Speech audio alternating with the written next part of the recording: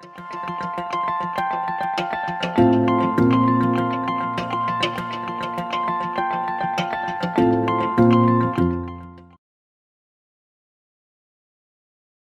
Lulia, for this nice introduction. And today I'm here to tell you or give you an idea about what's happening in the basic research as a step to help the clinical research and the chronic pain patients in the future to relieve the pain with the less adverse effects as much as we can. So that's why I'm here to talking you about what I'm doing in the basic research in my PhD project, which is under the title of studying the role of delta opioid receptors in primary afferents in chronic pain modulation using transgenic mice models and pain behavioral tests. This PhD work is under the supervision of Dr. Louis Gendron at Université de Sherbrooke, and it's presented by me, Heba Mohamed. As Lulia said briefly, I'm a third-year PhD student in the Physiology program, and I have a pharmaceutical background as I hold Bachelor degree and MSc in pharmacy, and also I had previous practical pharmaceutical experience in my home country, Egypt. So let's get started. I would like to show you the outlines of this webinar or this presentation and make you know what information that should you obtain at the end of this webinar. So I'm going to talk about introduction. I will tell you a little bit about what's pain and to describe the pain as a multidimensional experience. Also, I will try to answer the question of what is the difference between acute and chronic pain. Then to illustrate more about how our body can sense pain with giving an example to a stubbed toe as an example. Then also how can our body respond to this pain by relieving the pain. And I will focus on the endogenous opioid system in our body. Then I will focus also on how can we treat the chronic pain. Then I will go to talk about the side effects of opiates and a phenomena called the morphine tolerance, which is very, very important in the clinic. And also I will focus on the delta opioid receptor acting drugs because this is the interest of my PhD research project and why I will consider them as a promising alternative to morphine and other opioids. Then I will go to the objectives of my PhD research project, why I am doing this, and the use the methods for this, and then the main results, and to answer the very important questions. What are the potential benefits of my research for the chronic pain management? So let's get started. I would like to share with you with this personal story. So it's my little son, and his name is Asser. And actually, a few weeks ago, he returned from his school, and he was complaining from a pain over his neck. So he was annoyed and he was under pain. Then we went to the pharmacy and the pharmacist gave us a topical muscular pain relief. So he got better after a few days, thankfully. So from this story, I can say that the pain is an annoying experience. And when it goes for a very limited duration or short time, I can call it as acute pain.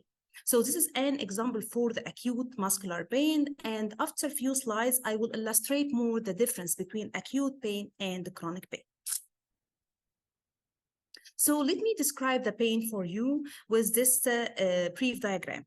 So pain is unlike most of people think about it. It's not only a sensory experience. It's a multi-dimensional experience. So it includes the emotional experience and the cognitive experience. And we should know that pain can have emotional side effects. So that's why in some cases in the chronic pain patients, they may suffer from depression or anxiety or some emotional side effects because the pain includes these emotional effects. And let me give an example for you. Like, for example, if we touch a hot plate, for example, so we can sense pain, right? And after that, we may feel angry and annoyed, and we have negative emotions about this. So this is the emotional effect of the pain.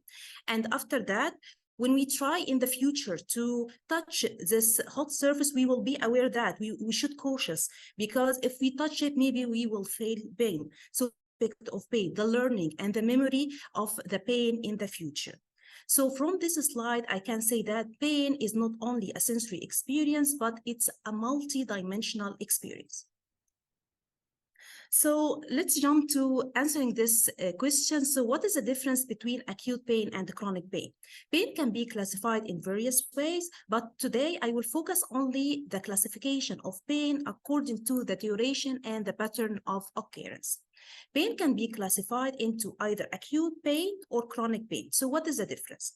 Acute pain, like the story of my son that I said, acute pain will be for limited duration, and it can also resolve it with tissue healing. So we can consider it as a good type because it warns our body about the painful stimulus. So it's a healing process and a good one. Example of it, it's the pain from injuries or any pain can we suffer it during our day, like from cuts, from the fracture. So it's acute one. However, the chronic pain, on the other hand, it will persist for more than 3 months, and it persists even after the removal of painful stimulus. So that's why they can consider the pain as a disease, because it's somehow serious and persistent.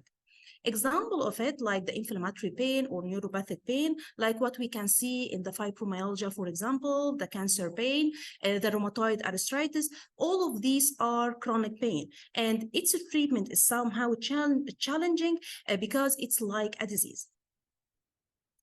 So let me explain more how our body senses pain, what's happening inside our body. So with this small diagram, we can see this foot. So if we have a stubbed toe, for example, there is the site of injury. So the painful stimulus will be carried out through this peripheral nerve. The peripheral nerve is called the primary afferent. So I highlighted this because this is a part of my PhD research project. So you should know that what is the primary afferent? Simply, it's the peripheral nerve in the periphery in the leg here that will carry the painful stimulus from the site of injury to another part of our body. It's the spinal cord. And as most of you know that the spinal cord will be in the back, in the back of our body. So the site of injury, then the primary afferent, then the spinal cord. After that, the spinal cord will carry this painful stimulus to another organ called the brain. And it's important here because the brain will perceive this pain and sense it. So these are simply the main components that be included in the pain pathway to sense the pain. So now our body senses pain. So what next? For sure, it should be action from our body to lower it, right? Because we can't feel the pain all the time. So this is what's happening in our body to cause pain relief. So how can our body respond to the pain and causing pain relief? They found something called that the endogenous opioid system. This means that there is some substances that are produced in our body and secreted to cause pain relief. So if we imagine here, this is the nerve terminals of a nerve. So in the nerve terminal, there is a secreted substance called opioids. Then the opioid, after it's secreted, it should act on a part. This part is called the opioid receptor. I can simplify it like if we have lock and the key. So the key should be inserted to the lock to open it. It's the same. If we have the opioid, it should act on something called the opioid receptor to give the action, which is the pain relief or analgesia. So the question is, does our body have only one type of opioid receptor? No, because generally we have 3 types: mu opioid receptor, delta opioid receptor, and kappa opioid receptors. And as you see here, also I highlighted delta opioid receptor because this is the main interest of my PhD research project. So the main purpose of the delta opioid receptor is inducing the pain relief or analgesia. And as you see here in this diagram, like for example, the mu opioid receptors, they are widely distributed all over our body. So we can see them in the brain, in the spinal cord, or even in the digestive system. So when they try to invent a drug or use a drug, the drug should act on any type of these receptors. Usually the most famous one are the mu opioid receptor. So if we imagine, for example, morphine, which is the most used analgesic drug in the market, so the morphine will act on one of these opioid receptors, which are the mu opioid receptor, and the result or the action will be the pain relief. So this is simply how our body can sense pain and how can respond it by the pain relief afterwards. Then I will try to focus on the chronic pain treatment because, as I told you, the chronic pain is considered as disease and it's also challenging in its treatment. So they classified it into two broad classes for the treatment: the opioids, and if it's not the opioids, it will be the non-opioid treatment. So the opioids, like the previous example in the previous slide, it's morphine, which is widely used analgesic drug. There are also other mu opioid receptor acting drug like the oxycodone or fentanyl. And the most interesting part is the opioids are usually used in severe chronic pain treatment, like, for example, the post-surgery pain. So we usually use the morphine or the opioids. On the other hand, we have the non-opioid treatment, like the non-steroidal anti-inflammatory drug. Non-steroidal anti-inflammatory drug, like, for example, the Advil in the market.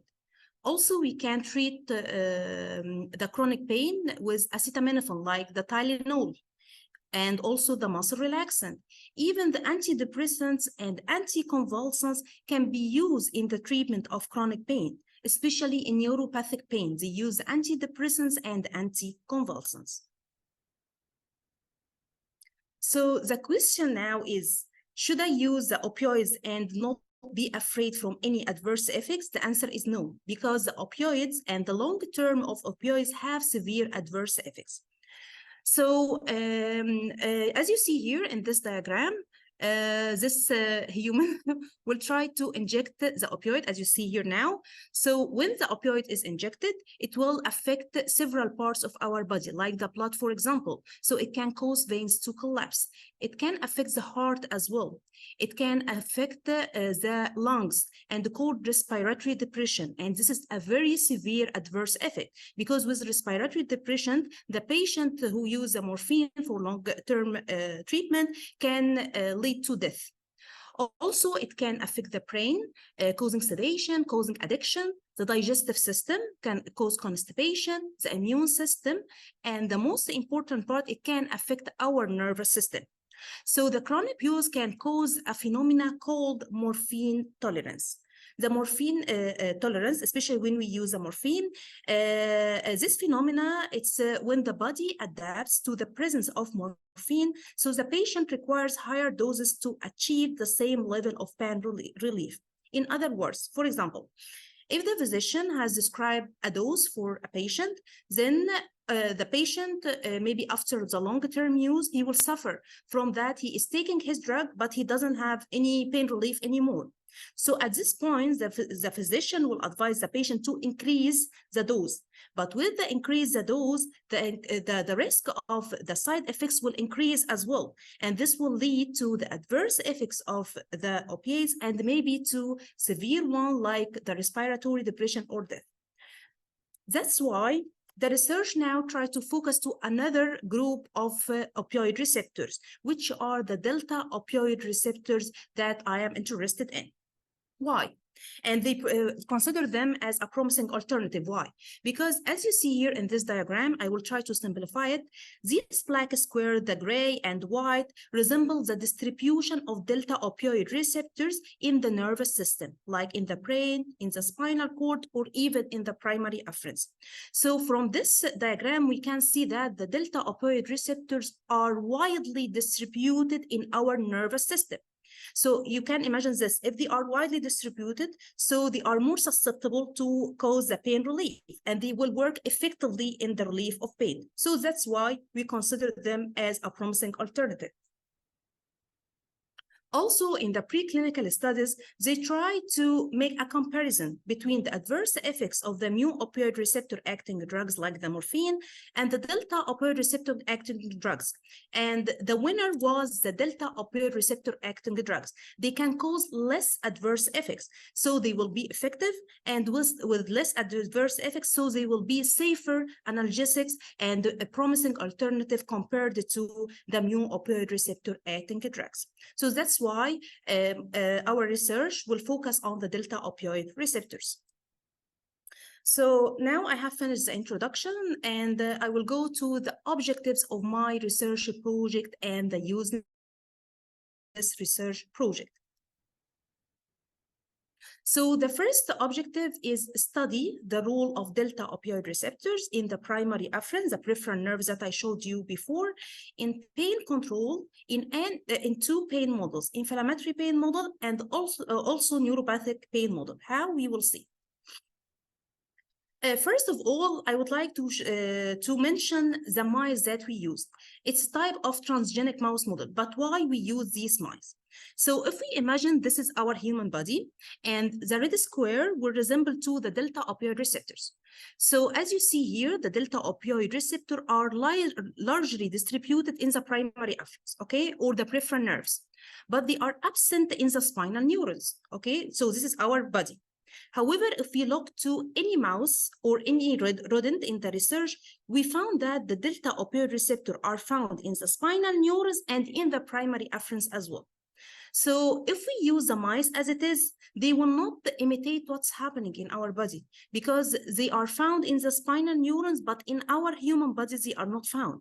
So that's why our laboratory has developed a transgenic mouse model by manipulation in the gene to make the expression of delta opioid receptor only in the primary afferents, like what's happening in our human body. So this is called the transgenic mouse model, and the scientific name of it, it's called conditional knock-in delta opioid receptor mice. So to remind you again, in this mice model, the delta opioid receptor will be found only in the primary afferents like our human body, so we can cover the gap between the mice, the ordinary mouse, and our human body.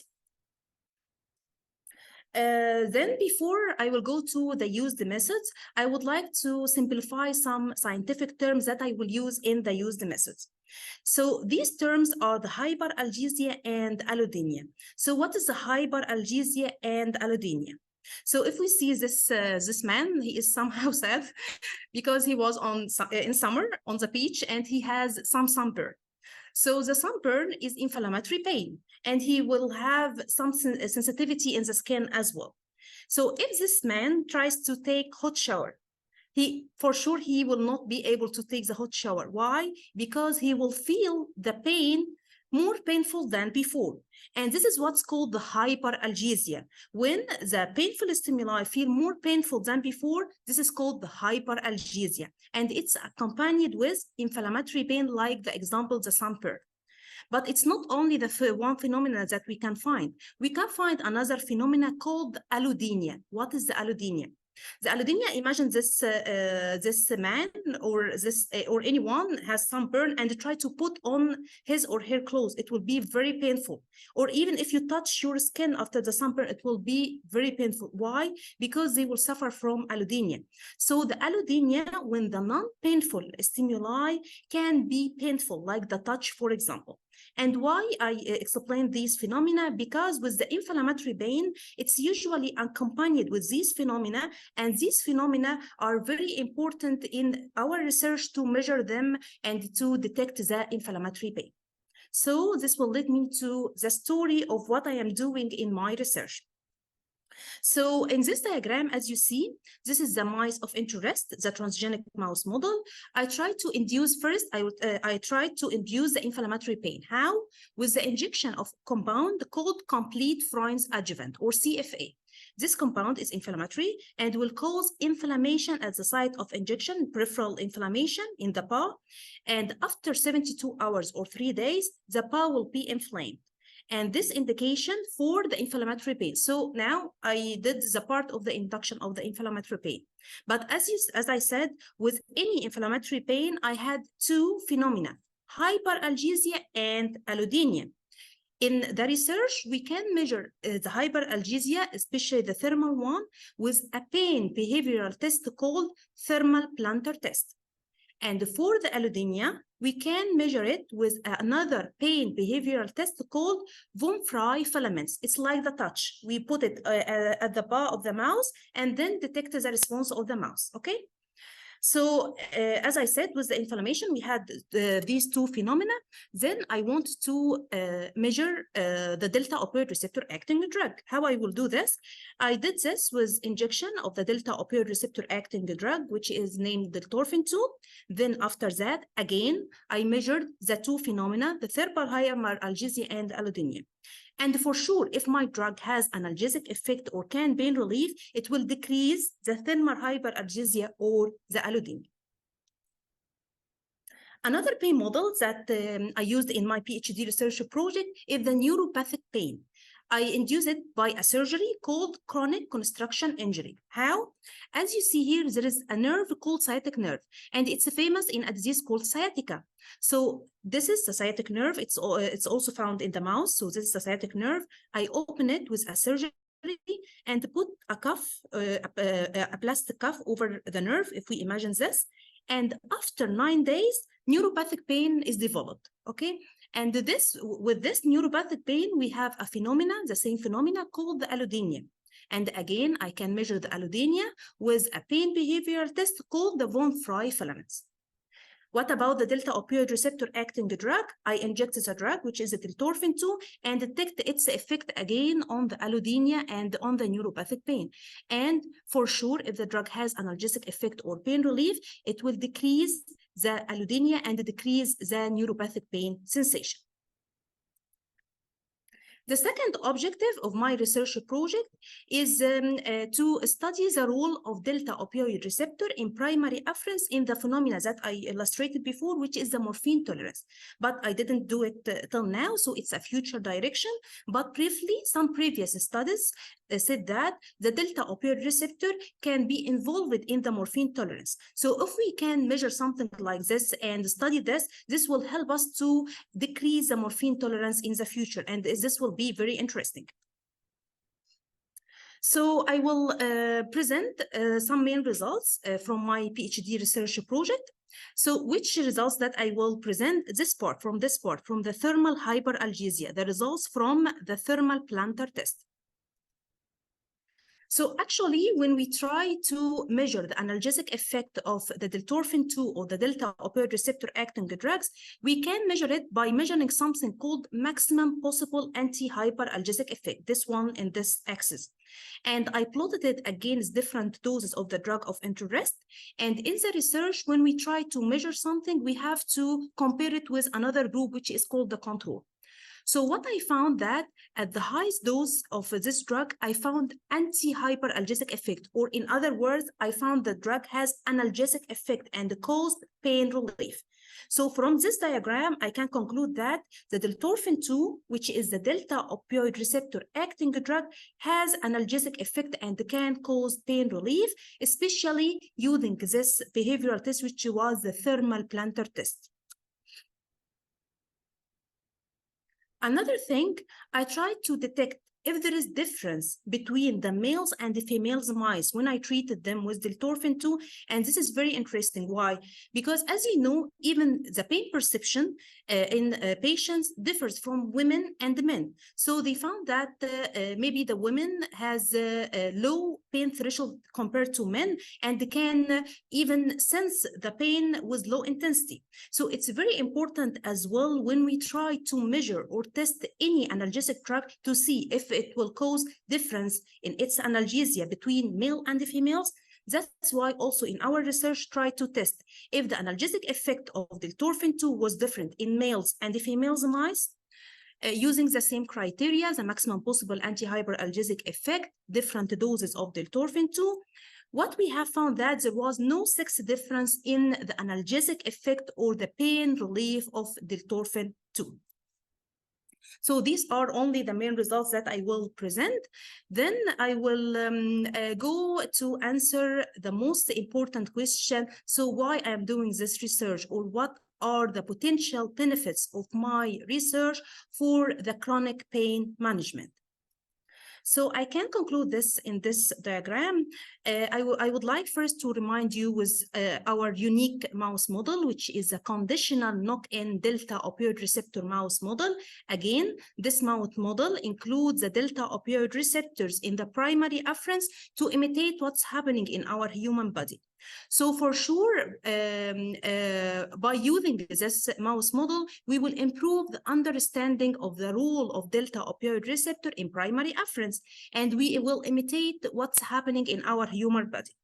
And also, as you remembered, I said that one of my future direction is to study the role of delta opioid receptor in morphine tolerance. So if I found a role of delta opioid receptor in morphine tolerance, this will help us in the morphine tolerance mitigation to decrease this phenomena.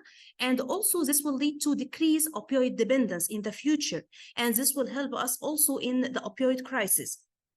Another thing, as I said, they found that in the preclinical studies, delta opioid receptor acting drugs showed less adverse effects. So maybe this will lead to precision and safer analgesics in the future as well. And this will reduce the healthcare costs.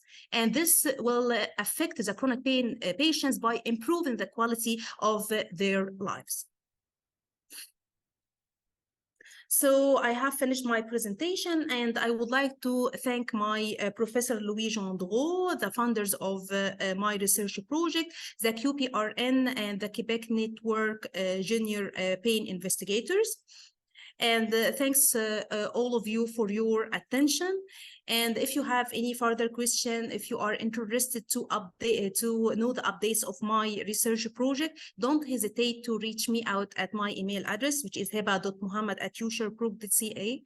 And looking forward for your questions and ready for your questions.